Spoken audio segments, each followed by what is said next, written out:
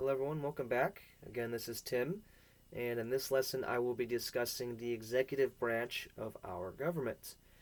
The executive branch is one of the three branches of government and governs us alongside the legislative branch and the judicial branch, which I will be covering in other lessons.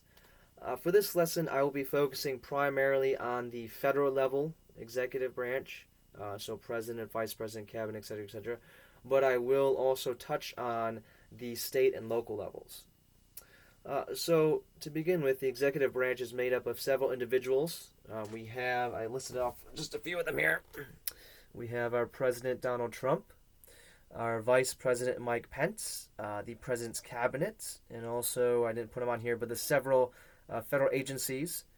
Um, so, I'm going to start with our President here. So, the President is the head of state. They are in charge of the military as well. They are the commander in chief.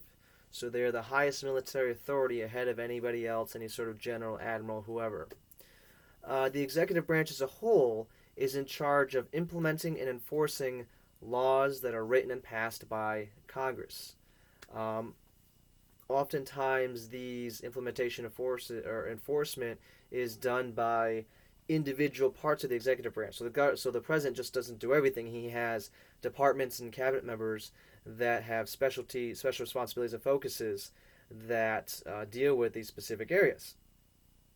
The president is in charge of appointing the heads of these federal agencies and cabinet members.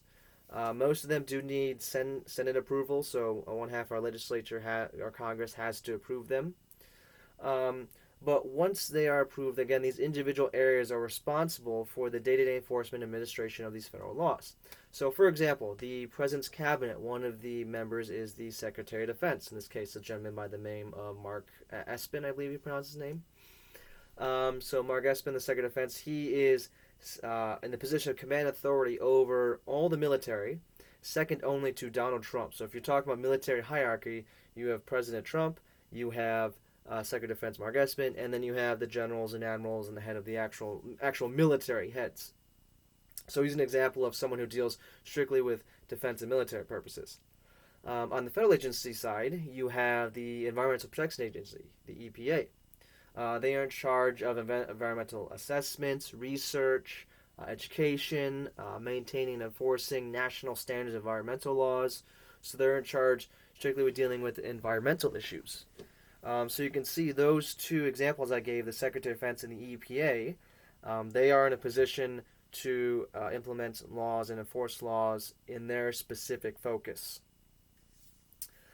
Now, returning back to the president has the power to sign legislation or to veto it. So, when Congress passes a bill or a law, the president has to sign off on it before it actually can become a law. If he signs it, great, goes on, becomes a law, and go from there. If he doesn't sign it, it's what's called vetoing it, which usually means he doesn't believe in it or he thinks it's incorrect or whatever. So it doesn't go back to law; it gets kicked back to Congress, and they can override his veto with a 2/3 votes. Again, I'm going to get more detail of that later on. So the executive orders are another aspect of the president. They direct officers or certain agencies in clarifying or further existing laws. So basically, he takes what a law is already around and adds more onto it from his perspective. So that's an executive order. The president also has unlimited powers when it comes to pardons or clemencies for federal crimes, with the exception of impeachment. So if he were to become impeached or a Supreme Court judge become impeached, the president can't do anything about that. But in terms of pretty much all other federal crimes, the president has power to pardon people. So, for example, Richard Nixon, our former president, was wanted for impeachment for spying on his Democratic opponents. He resigned before they're able to convict him. His predecessor, his vice president Gerald Ford, pardoned him soon after taking office. So that's an example of a president being able to pardon someone. So Gerald Ford pardoned Richard Nixon of all federal crimes he had committed while he was president. Now, the second big name here is our vice president. In this case, we have Mike Pence. And the primary duty of the vice president is to be ready in case the president is unable to perform his duties. I just mentioned before with the former President Richard Nixon and Gerald Ford. Richard Nixon resigned, so therefore his vice president Gerald Ford took over. Another popular example would be John F. Kennedy, who was assassinated, and after he was assassinated, his vice president Lyndon B. Johnson took over. So these vice presidents, that's one of their main duties, is to be kind of like a backup to the president. The vice president is also the president of the Senate. So since the Senate is made up of 100 members, 2 for each state, there is a potential for a tie. So the vice president, would cast the tie-breaking vote in that situation. A lot of times throughout history, the vice president doesn't really get involved with the Senate. A lot of times, the Senate picks their own people to kind of run the Senate meetings and whatnot. In terms of vice president, the roles differ from administration to administration. So depending on the political and international context or social context of the time, a president might pick someone for a specific reason. And that vice president might just be there to be a general advisor. They might be in for a specific policy. So, for example, after the Civil War, Abraham Lincoln, when reelected, he was a Republican, and he chose a Democratic vice president, Andrew Johnson, which at the time was unheard of. Nowadays, it would be completely insane, but the time was even crazy then.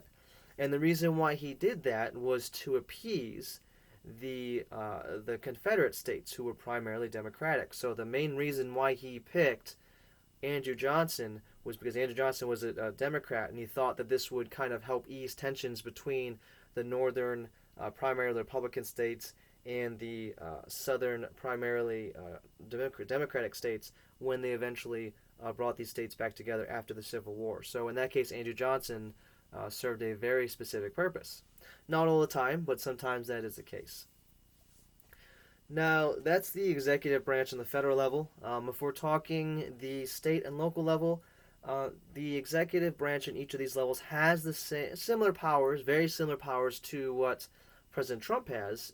However, the state and local level executive branches have those powers within their own little sphere of influence. So, for example, the executive branch for New York State deals with the governor, lieutenant governor, etc., etc. In this case, our governor, Andrew Cuomo.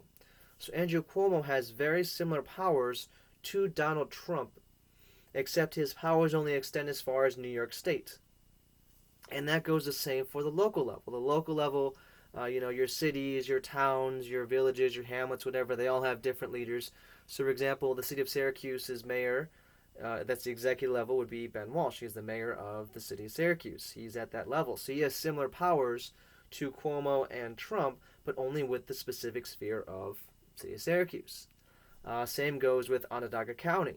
Our Onondaga County executive is Ryan McMahon. He has similar powers to Ben Walsh, to Andrew Cuomo, and to Donald Trump. But again, his powers only extend as far as Onondaga County.